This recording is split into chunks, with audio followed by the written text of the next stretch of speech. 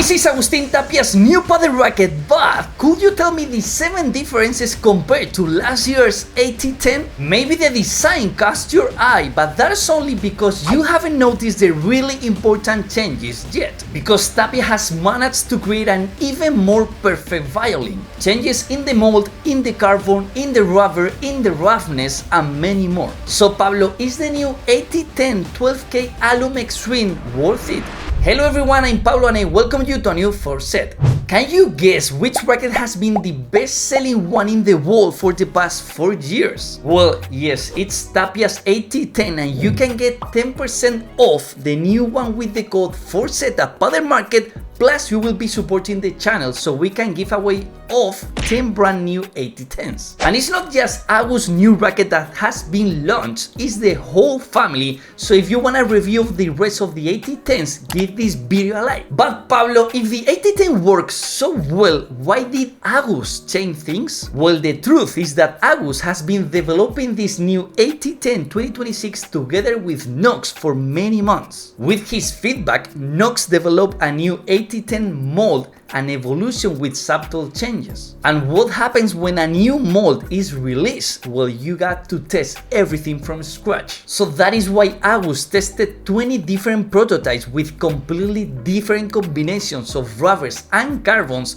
back to make sure he only focused on how they felt and not on how they look. He tested them all with completely black rackets. So there were a lot of strange combinations that Agus ruled out right away, but the final decision came down to 8 prototypes. Among them was the same combination as last year, 18K Aluminized and MLD Black Eva. Actually, Edu Alonso also took part in the test and his choice was different from Agus. Because after trying more and more, Tapia came to the conclusion that I have right here in my hand, the new AT10 12K Alum Xtrem. So yes, Agustín Tapia switched from 18K to 12K, and not just any 12K, but the new Aluminized Xtrem. But Pablo, didn't Tapia already have a 12K model last year too? Well, yes, and here you can see how the technical specs of the new AT10 compare to the 2 previous models. We can see that several aspects haven't changed between the models. On one hand, the average weight range, which is still between 360 and 375 grams. This particular racket, after removing the factory grip and adding 2 other grips, weighs exactly 360 grams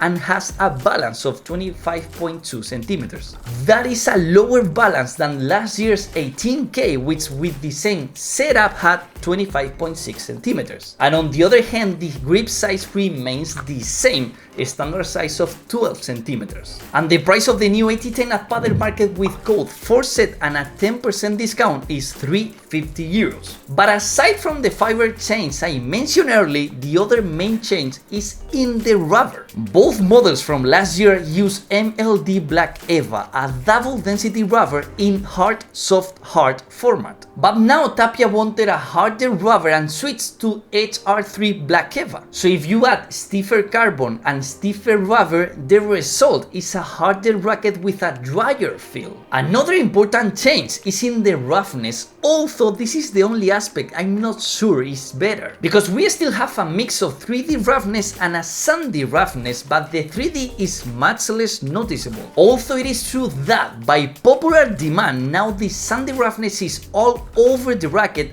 unlike last year when it wasn't present on the X in the Nox logo. So, Pablo, are those the only changes? Well, no, because there's more besides the roughness, rubber, and carbon. So, did anyone notice that Tapia put lead strips on the top of the racket in some tournaments this year? Well, the new AT10 mold now allows exactly that, through grooves in the tip of the racket, letting you raise the balance. And now subscribe to the channel so together we can convince Nox to do a worldwide giveaway of 10 rackets signed by Agus. But another evolution of the new AT10 has to do with the R channel. Before, it had a straight plastic piece, while now it's been removed, leaving a more open wind tunnel. And lastly, a detail for the coolest ones out there, the reactive paint. If you play outdoors and your new AT10 AT10 is in the sun, the heart of your racket will stop being white and turn black. It's so precise that if a little shadow falls on the heart of the racket, only that area won't change color. Once we've seen the technical specs of the new AT10 2026 and the difference from the 2025 model,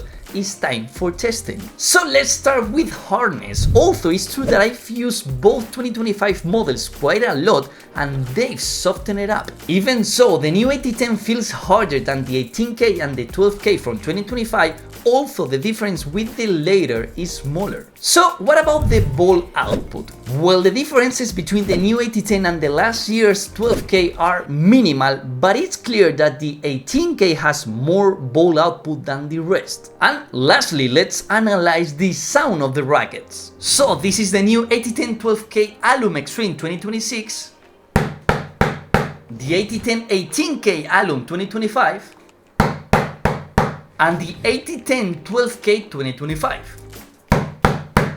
Once all the tests are done, it's time now to try the new racket of the Mozart of Catamarca on court, starting with defense. And the first impression is clear. It confirms what we saw earlier, because the new AT10 is stiffer than the 18K and gives a drier feel. Well, what does that mean? The 18K is like a chewing gum. The ball sinks in more and makes more noise. While with the new one, the HR3 rubber stops flexing at a certain point with a very distinctive sound, less deep and drier. It's like the 18K was a revolver and the new AT10 is a sniper with a silencer. The sweet spot is still huge and the maneuverability impeccable. It doesn't wobble at all and you feel comfortable from the very first moment with its balance and weight. But for me, the big improvement in defense compared to the 18K is in control.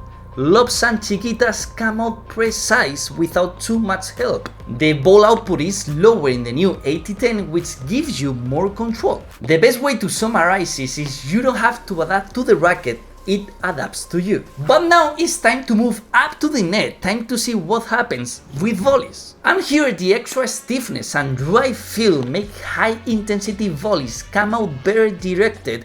They don't get out of control like they sometimes did with the 2025 model, where you felt more rebound. This also makes the 2026 AT10 more technically demanding, but nothing extreme. And you notice it in drop shots, because before it was easier for the ball to fly to defense because of that extra ball output. You can also fit it on blocks, where now it's easier to just put the racket there and stop the ball from going to the glass. But careful, because the new AT10 still is not an extremely hard racket. So if you are specifically looking for a really hard racket, 100% power racket, there are better alternatives. But for me, the AT10 is the perfect middle ground among all the qualities out there. Alright Pablo, what about bandejas and Viboras? We get better feelings again with the new AT10 thanks to that extra control, but you need to generate the speed yourself, because the 18K from 2025 did have more output,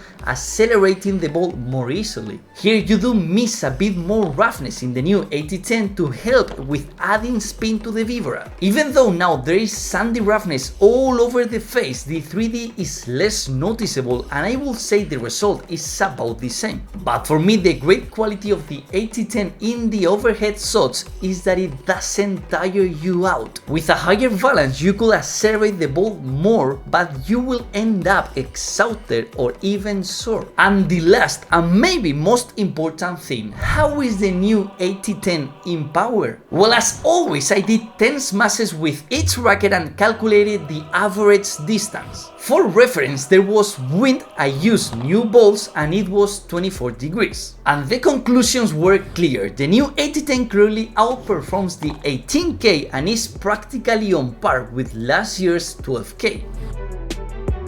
And you don't need to hit with the top area of the racket for it to perform well anyway. And literally like Agustín Tapia, maybe the AT10 works even better with a lifted smash than with a flat one. So Pablo, is the new AT10 12K Alum Xtrem worth it? Well, for me absolutely is a yes, because it's a 9.25 in every aspect, one of the best rackets in the world. I can feel that there's a lot of evolution compared to Agus's previous racket, the 18K from 2025. This one is stiffer, drier feel, more powerful and more precise. It's just plain better. But is it worth buying the new one if I already have the 2025 12K? It is true that here the differences are smaller because the new AT10 has more control and better feel, but a tiny bit less power. But since it has aluminized carbon, you won't notice much difference in performance with different temperatures. So in short, for me the new AT10 12K Alum Xtrem is the racket of rackets, the most complete in every way, and 9.25 in any aspect. So would you like a review of the whole new AT10 range? Thanks a lot for watching the video and see you in the next one. Ciao!